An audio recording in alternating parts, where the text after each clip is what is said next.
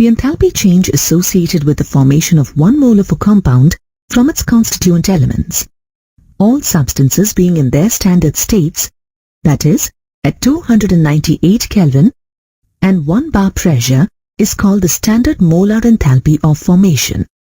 It is represented as delta FH naught. The subscript F indicates that 1 mole of compound has been formed in its standard state from its elements in their most stable states. For example, when carbon and oxygen in their elemental states react to form 1 mole of carbon dioxide, 393.5 kilojoules of heat is produced. Hence, we can say that the standard enthalpy formation of gaseous carbon dioxide is minus 393.5 kilojoules per mole. However, the reaction of formation of water from its elements does not represent the standard enthalpy of formation of water. This is because the heat, 571.6 kilojoules per mole, is evolved when 2 moles of water are formed from the elements at the standard state. This can be referred as enthalpy of reaction. The standard enthalpy of formation in this case would be minus 571.6 divided by 2. That is, minus 285.8 kilojoules per mole. By convention, the standard enthalpy of formation of all elements is assumed to be 0. We can calculate the heat of reaction under standard conditions from the values of standard heat of formation of various reactants and products. The standard enthalpy of reaction can be calculated as the sum of standard enthalpies of formation of products minus the sum of standard enthalpies of formation of reactants. Let's see how we can apply this formula. Let's say that we have to determine the amount of heat required to decompose calcium carbonate to lime and carbon dioxide, given that all the substances are in their standard state. We can use the formula of standard enthalpy of reaction to determine the enthalpy change of the reaction. Thus, we get enthalpy of reaction equals enthalpy of formation of products, that is, lime and carbon dioxide, minus enthalpy of formation of the reactant, that is calcium carbonate. On substituting the values of standard molar enthalpy of formation of the reactants and products from the table of standard molar enthalpy of formation of substances, we get the amount of heat as plus 178.3 kilojoules per mole. Thus, the plus value of the standard enthalpy of reaction indicates that the decomposition of calcium carbonate is an endothermic reaction. Note that the stoichiometric coefficients for all the compounds in the given equation are 1. Now, let us look into the thermochemical equations.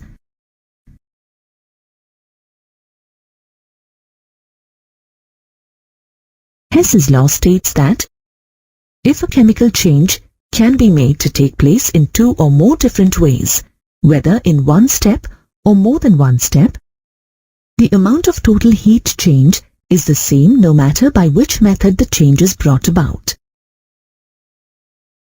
For example, the enthalpy of an overall reaction A gives rise to B along one route is delta RH.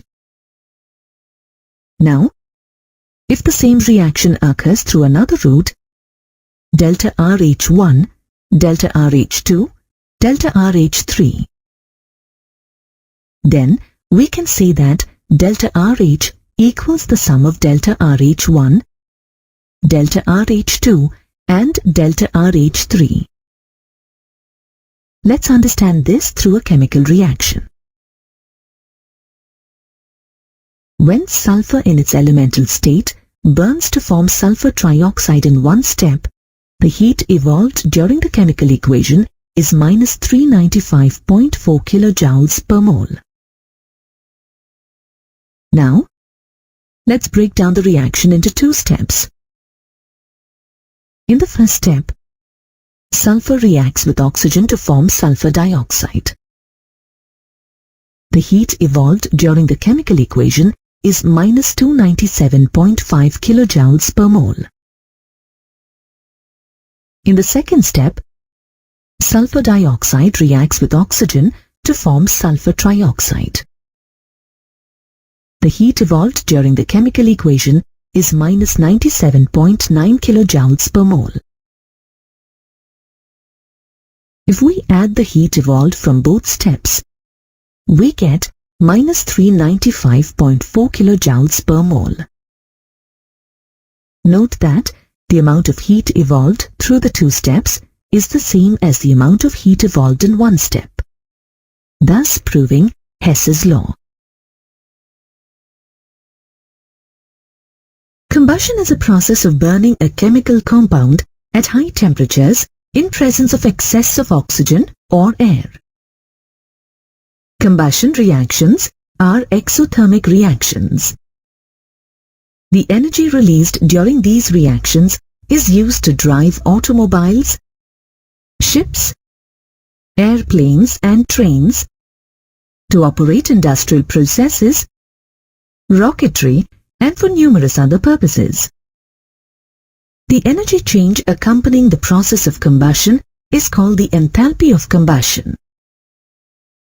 It is defined as the amount of heat energy evolved when 1 mole of substance is completely burnt or oxidized in excess of air or oxygen, and is represented as delta CH.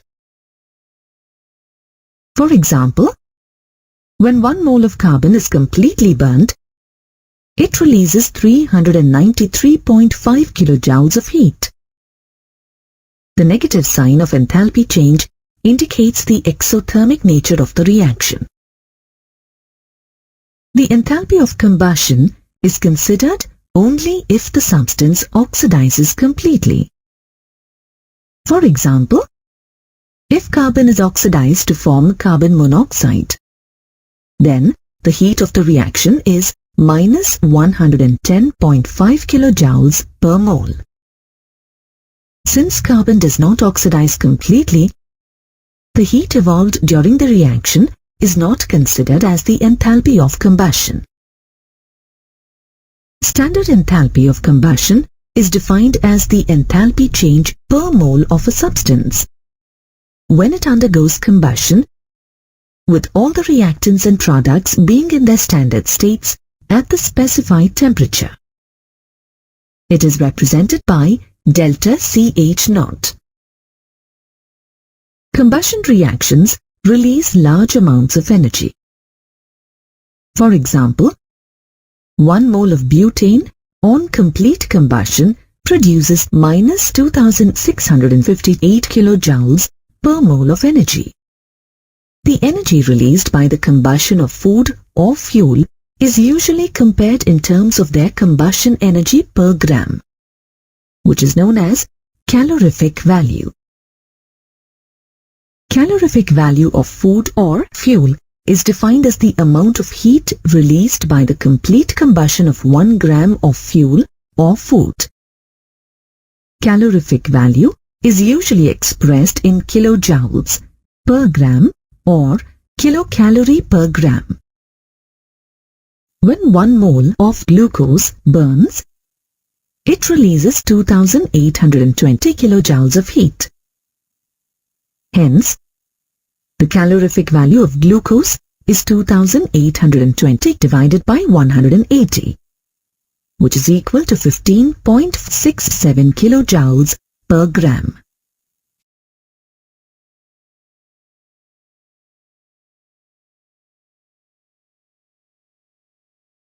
Now let's look at enthalpy of atomization.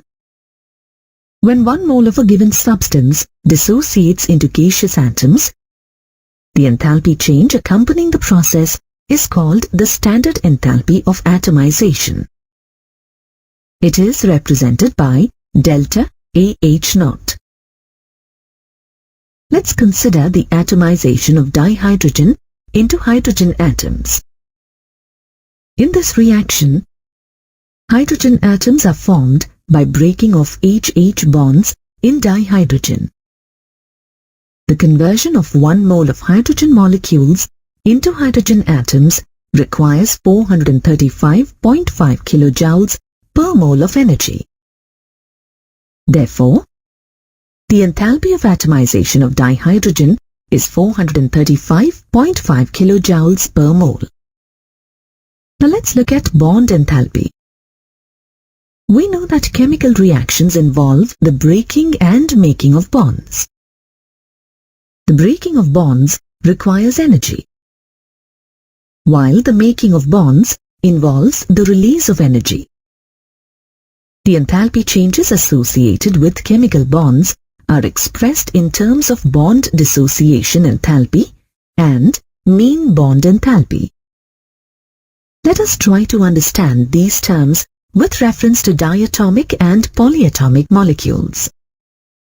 In case of diatomic molecules, bond dissociation enthalpy is the change in enthalpy when 1 mole of covalent bonds of a gaseous covalent compound is broken to form products in the gas phase. For example, a 435.5 kilojoule per mole of energy is required to dissociate 1 mole of hydrogen gas into hydrogen atoms. Hence, the bond dissociation enthalpy of hydrogen is 435.5 kilojoules per mole. Note that this is the same as the enthalpy of atomization of hydrogen gas. For all diatomic molecules, bond dissociation enthalpy is the same as atomization enthalpy. In case of polyatomic molecules, bond dissociation enthalpy is different for different bonds within the same molecule.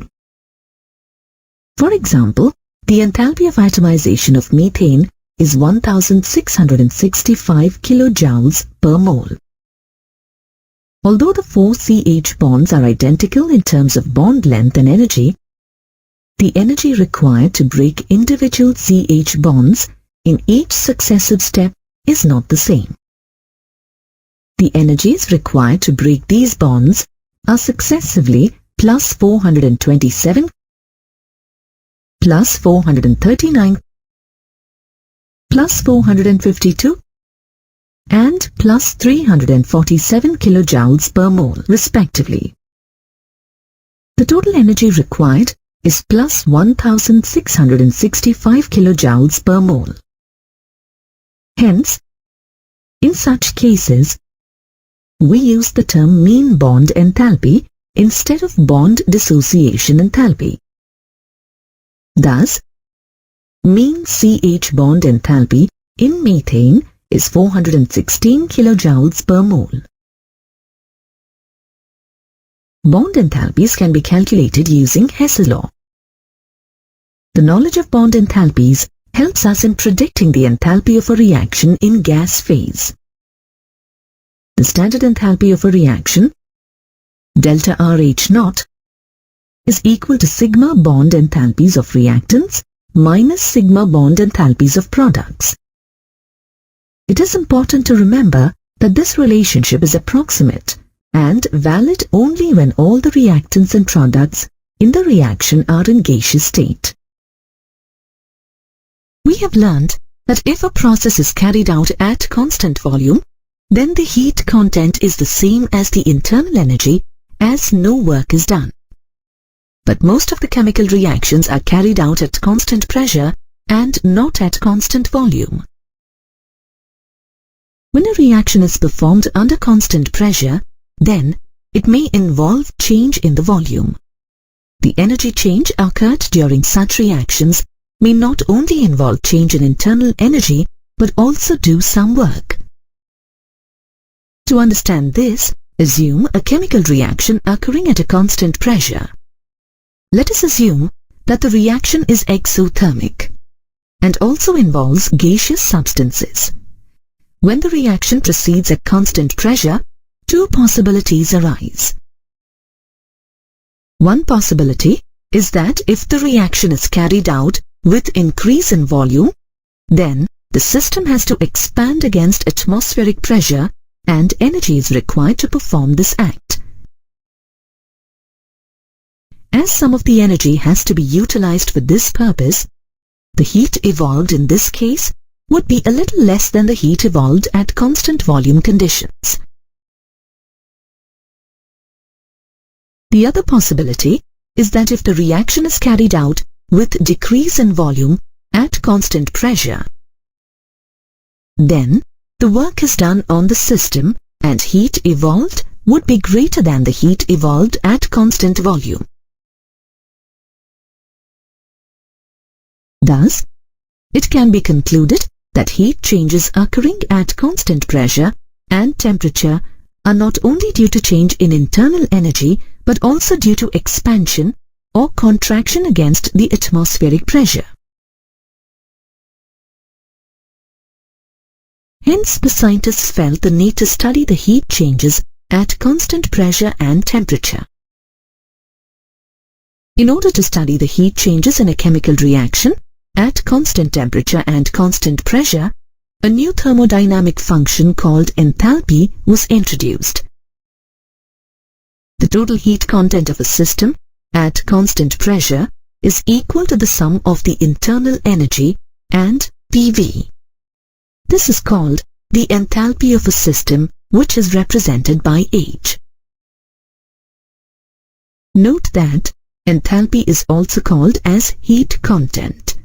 Enthalpy, which depends on the three state functions, internal energy, pressure, and volume, is also a state function. Every substance has a definite value of enthalpy. Like internal energy, enthalpy of a substance cannot be measured. However, it is possible to measure the change in enthalpy. The change in enthalpy is equal to the difference between enthalpy of products and enthalpy of reactants. The change in enthalpy may be expressed as delta H is equal to enthalpy of products, HP, minus enthalpy of reactants, HR. The significance of delta H also follows from the first law of thermodynamics, as delta U is equal to QP minus P delta V. Here, QP represents the heat absorbed by the system and minus P delta V represents the work done by the system. Let U1, U2, V1 and V2 represent the initial and final internal energies and volumes respectively.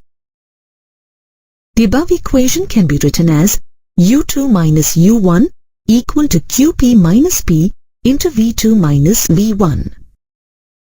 On rearranging this, we get QP equal to U2 plus PV2 minus U1 plus PV1.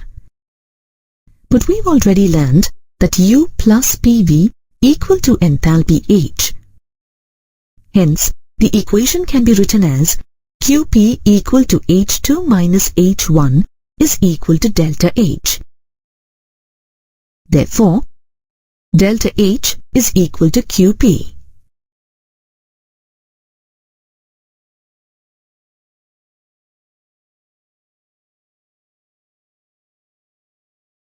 For finite changes at constant pressure, we can write the equation as delta H is equal to delta U plus delta PV.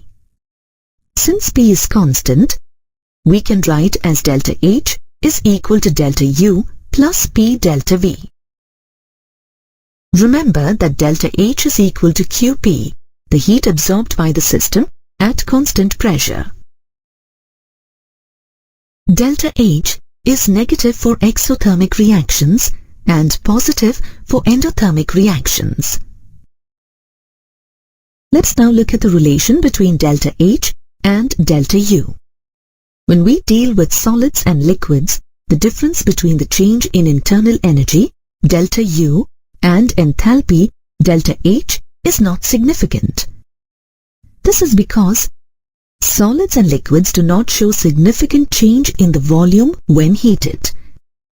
Thus, if change in volume, delta V, is insignificant, it implies that change in enthalpy, delta H, equals change in internal energy, delta U. The difference between the change in internal energy and enthalpy becomes significant when gases are involved in the reaction.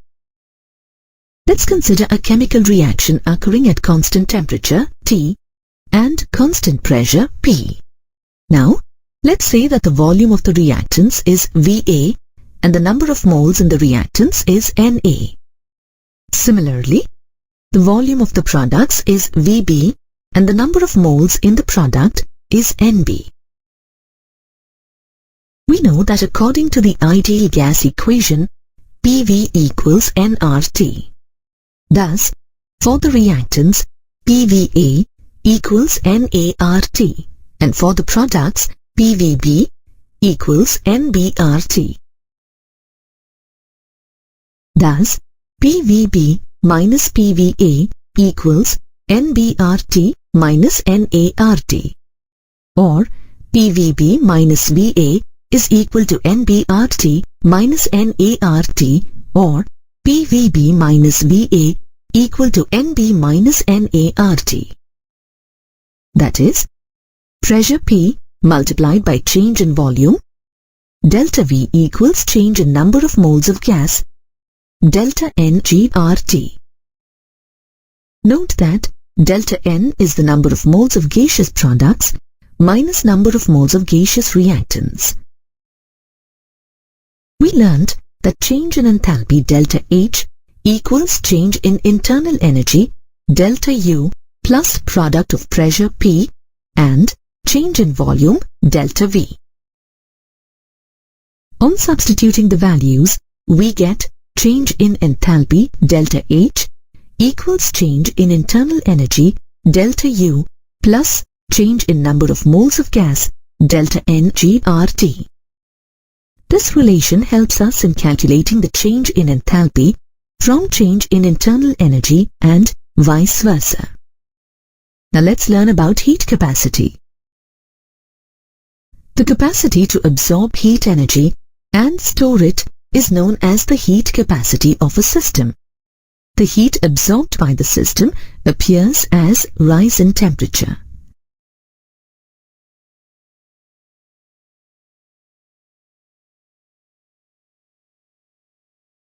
The increase in temperature is proportional to the heat transferred, which can be written as Q equals coefficient multiplied by change in temperature delta T. Note that the value of the coefficient depends on the size, composition, and nature of the system. The equation can also be written as Q equals C multiplied by delta T, where C is called the heat capacity of the system. If Q calories is the heat absorbed by the system and the temperature rises from T1 to T2, the heat capacity C is given by the expression C equal to Q by T2 minus T1. Thus, heat capacity is defined as the amount of heat required to raise the temperature of the system by 1 degree at a specified temperature. The specific heat capacity is the quantity of heat required to raise the temperature of unit of mass of a substance by 1 degree Celsius or by 1 Kelvin. Thus, the expression for Q in terms of specific heat capacity becomes Q equals specific heat capacity C multiplied by the mass m multiplied by change in temperature delta T. The molar heat capacity of a substance is defined as the quantity of heat needed to raise the temperature of 1 mole of substance through 1 degree Celsius or 1 Kelvin.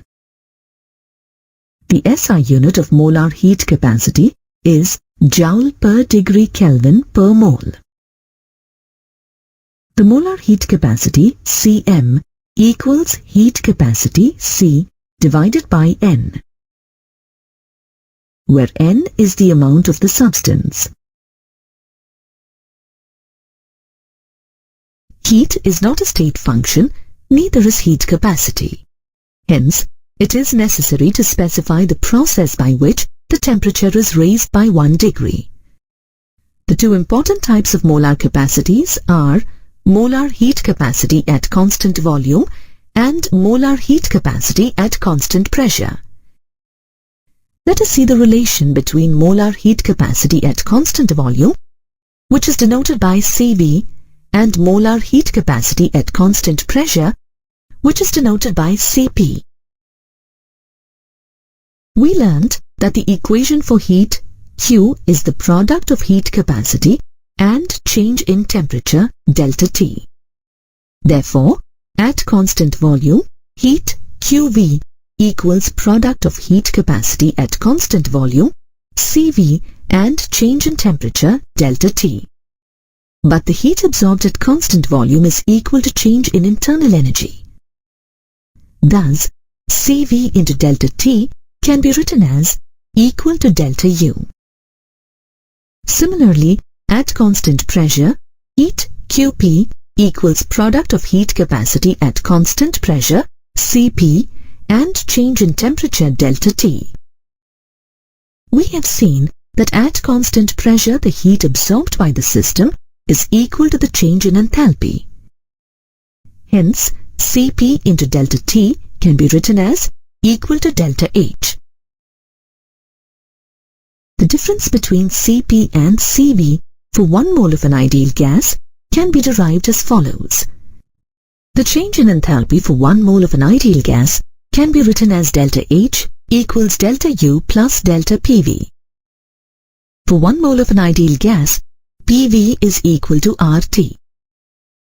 Hence, the equation can be written as delta H equals delta U plus delta RT. As R is constant, the equation can also be written as delta H equal to delta U plus R delta T. On substituting the values of delta H and delta U in the equation, we get Cp multiplied by delta T equals Cv multiplied by delta T plus R delta T. Since delta T is equal to 1, we can write the equation as Cp equal to Cv plus R, or Cp minus Cv is equal to R.